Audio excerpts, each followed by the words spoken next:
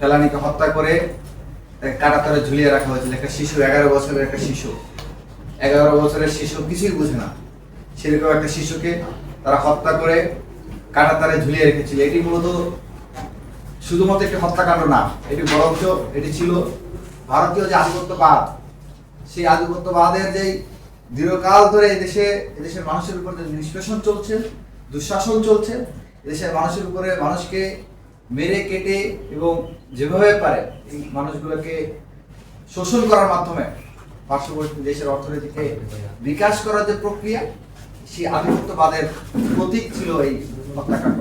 এবং সেই হত্যাকাণ্ডটাকে আপনারা দেখেছেন যে ঝুলিয়ে রেখে প্রতিকায়িত করা হয়েছে। এবং এটিকে তারা মানে এই হত্যাকাণ্ড, তারা যে হত্যাকাণ্ড করতে পারেন সেটা যে বৈধতা, সেই বৈধতা উৎপাদনের জন্য তারাই এবং তাদের আধিপত্যবাদকে প্রদর্শনের জন্য তারা ঘন্টার পর ঘন্টা এই শিশুর লাশকে তারা ঝুলিয়ে রেখেছিল। তো সেই জায়গা থেকে আজকে 5 আগস্ট পরবর্তী যে বাংলাদেশ, সেই বাংলাদেশ আমরা প্রত্যাশা করেছিলাম বাংলাদেশ সীমান্ত হত্যার ক্ষেত্রে, বাংলাদেশ পার্শ্ববর্তী রাষ্ট্রের সাথে কূটনৈতিক সম্পর্কের ক্ষেত্রে, কূটনৈতিক বোঝাপড়ার ক্ষেত্রে বা দ্বিপাক্ষিক চুক্তির ক্ষেত্রে বা সীমান্তবর্তী যে নদীগুলো রয়েছে সেই নদীগুলোর সুষম বন্টনের ক্ষেত্রে, কিংবা গত 16-17 বছর ধরে বাংলাদেশের সাথে ভারতের যেই বৈষম্যমূলক চুক্তি হয়েছে সেই চুক্তিগুলো পুনর্বিবেচনা করার ক্ষেত্রে পদক্ষেপ নেবে। এবং যেই চুক্তিগুলো খুবই অন্যায্য হয়েছে, যে চুক্তিগুলো বাংলাদেশের জন্য বৈষম্যমূলক, সেই চুক্তিগুলো তারা বাতিল করবে।